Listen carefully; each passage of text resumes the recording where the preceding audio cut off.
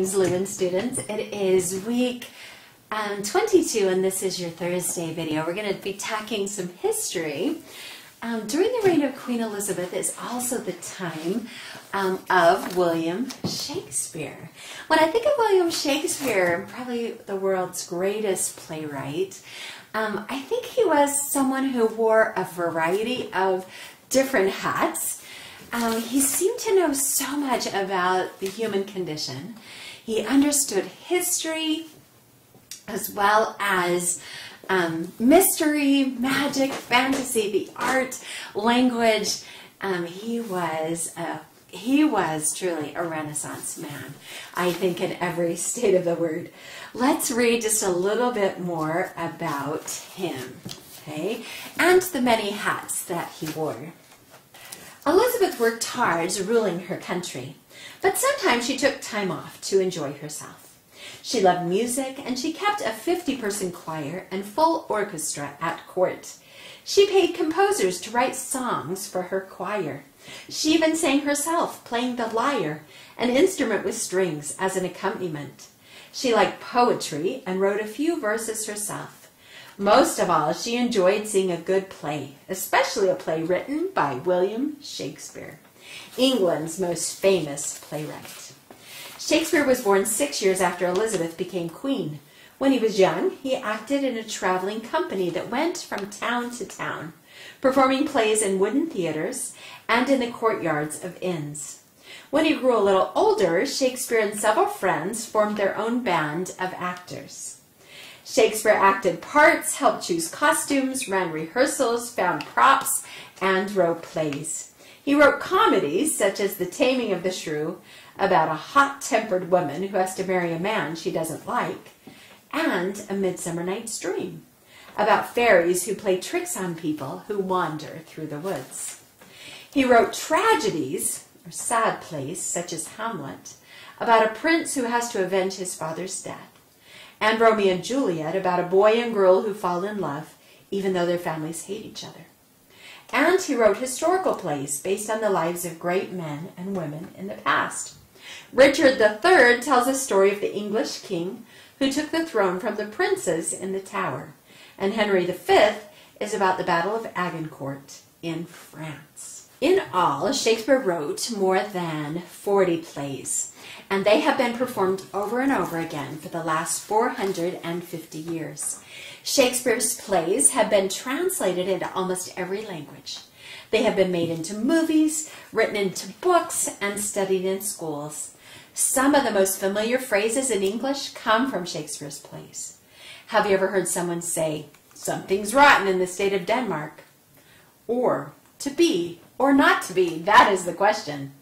Both of those lines are from Hamlet. A horse, my kingdom for a horse." That's from Richard III. Has your mother ever said, "You're going to eat me out of house and home"? Shakespeare first used that expression in Henry IV, Part 2. And if you've ever heard of jealousy being called the green-eyed monster, you've heard a line from Othello. One of Shakespeare's most famous plays, Macbeth, tells about a nobleman who wants to be king. Scotland was at war. White-haired King Duncan, afraid that a band of rebels would throw him from his throne, sent his cousin Macbeth and Macbeth's trusted friend Banquo to fight the rebels. He waited anxiously to hear the outcome of the battle. Finally, a soldier arrived, covered with blood, straight from the battlefront. "Macbeth faced the enemy with brandished steel," the soldier gasped. "He fixed their leader's head upon the battlements. He and Banquo fought like cannons, overcharged with double cracks." "Valiant cousin," King Duncan cried out, "great happiness!" And he decreed that Macbeth would receive a new noble title, Thane of Cawdor. Thane is a Scottish word for a warrior that fights for the king. Meanwhile, Macbeth and Banquo were trudging home across a blasted heath through fog and wind, and suddenly they saw 3 weird women crouched around a fire.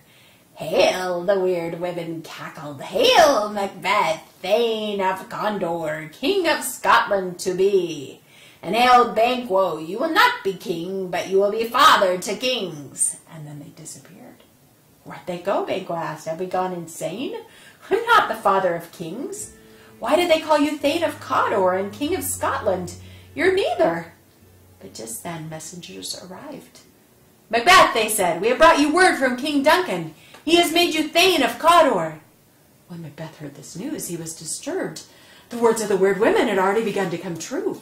But how could he become King of Scotland as well as Thane of Cawdor? His cousin Duncan was king. Then Macbeth realized that he could become king if he turned traitor and had Duncan murdered. But he thrust those thoughts away from him. Let not light see my black and deep desires, he muttered to himself. But the idea stayed with him. He wrote a letter to his wife, Lady Macbeth, who was still in their castle back home. He told her about the weird women and their words, and at once Lady Macbeth seized onto the idea of Duncan's death. If her husband became king, she would become queen. But she thought to herself, Macbeth is too full of the milk of human kindness to murder his cousin. Just as she finished reading her husband's letter, Lady Macbeth heard a messenger approaching the castle. The messenger wore the royal colors. The king comes here tonight, the messenger announced, sliding from his horse.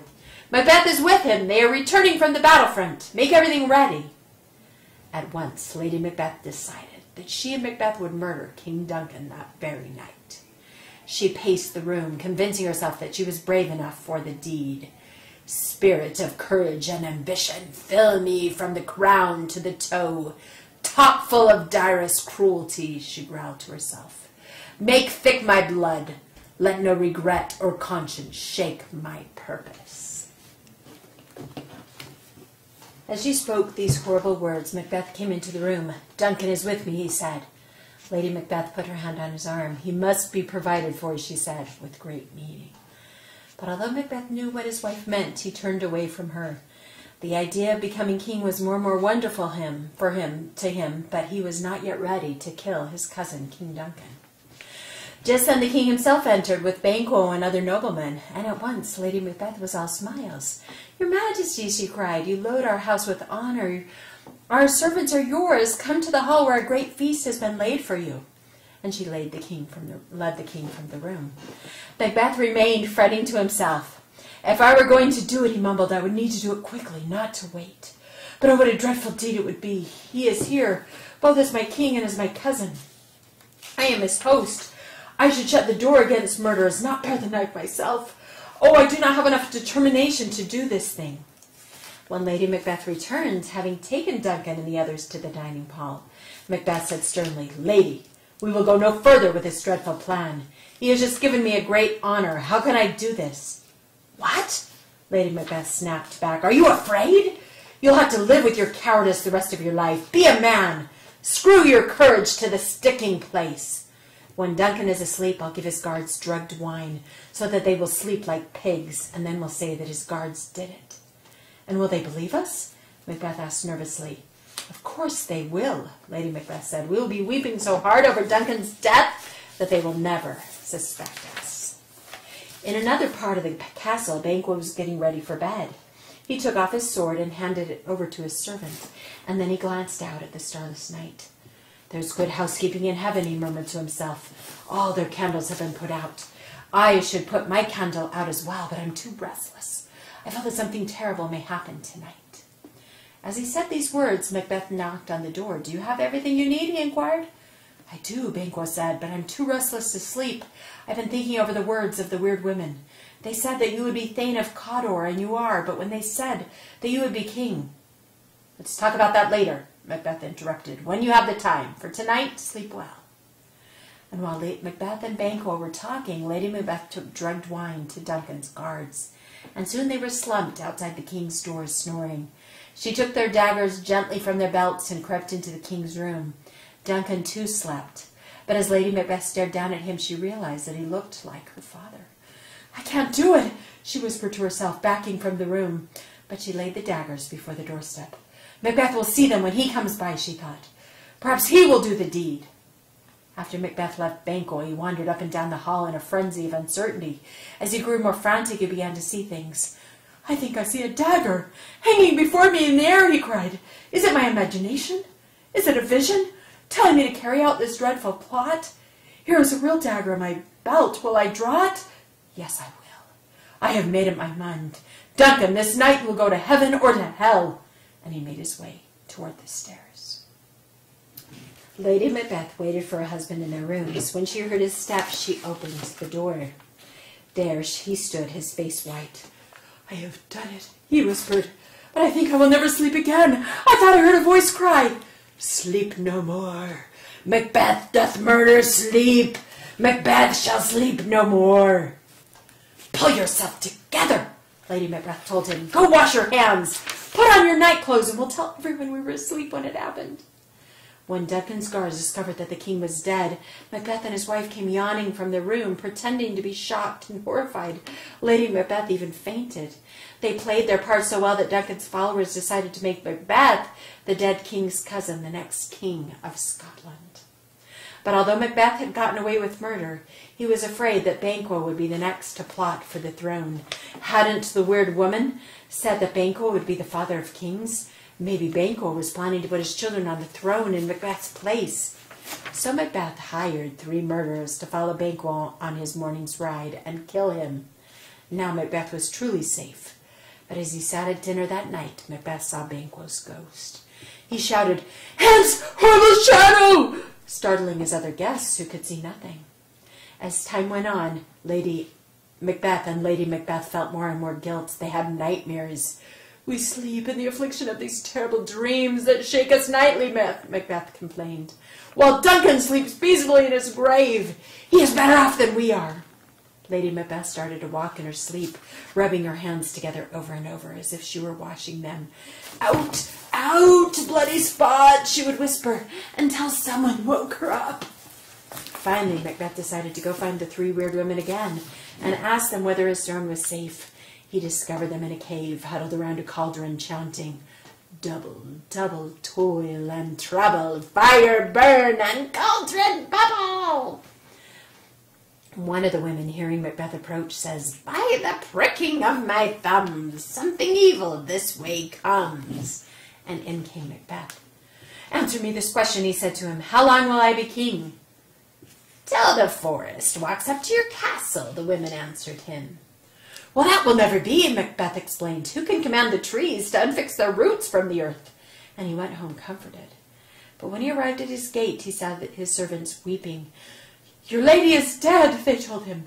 Lady Macbeth had died of a guilty conscience, and worse was to come. Macbeth's lookouts began to shout that they could see a forest approaching the castle. When Macbeth ran up to the wall, he saw an enormous army moving toward his castle, each man carrying in front of him a branch cut from the woods, so that the defenders in the castle could not tell exactly how many soldiers were coming. Duncan's relatives were at the front of the attack, ready to fight for the throne. Soon the avenging army broke into the castle. Armed men ran towards Macbeth. Macbeth realized that his life was over, and he shouted, "Out! Out, brief candle! Life's but a walking shadow, a poor player that struts and frets his hour upon the stage and then is heard no more. It is a tale told by an idiot, full of sound and fury, signifying nothing." Then he drew his sword, plunged into the fight, and was killed. Macbeth is a tragedy. At its end, Macbeth and Lady Macbeth and a number of other characters are all dead. But Queen Elizabeth probably enjoyed this play. After all, it showed that a nobleman who plotted treason against a ruler would come to a bad end. Well, students, as I said, Shakespeare was a man of many hats. He wore them all so well. You may not recognize me. I am Carmen Sandiego. I have a red hat. I always wear the same one. You may not recognize me, but I'm a nefarious criminal, famous for stealing away famous artifacts and paintings from around the world. Maybe you've played a game where I appeared. Where in the world is Carmen Sandiego? Of course, no one can ever find me. You do not have an enrichment video this week, students, because of the President's Day holiday. And so I'm going to give you a few ideas for some enrichment activities that you can do with your family. I have a copy of Romeo and Juliet. It is similar to the fun and funny play that you guys did at the Learning Labs, and you were able to do Macbeth. This one is also very fun, and a copy of it will be posted on D2L and the Brightspace site if you would like to put on Romeo and Juliet with your family and read through this funny play together. It would also be fun to have treasure hunts using just 3 clues. See if your family can tell where the treasure is hidden using a thesis sentence as your treasure map. I'm going to have you try to guess where I am hiding using just 3 clues. Right. This is a place that is very, very important in what we have talked about today. Here is clue number 1. The world.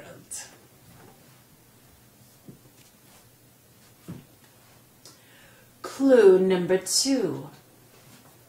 A stage. And clue number 3. The Union Jack. Can you guess what I am hiding, students? I would love to hear your guesses. I am going to create a discussion board for you to post guesses as to where in the world is Carmen Sandiego using my 3 clues to guide you. Thank you so much for joining us today for your history video, and we'll catch you again next week. See you then.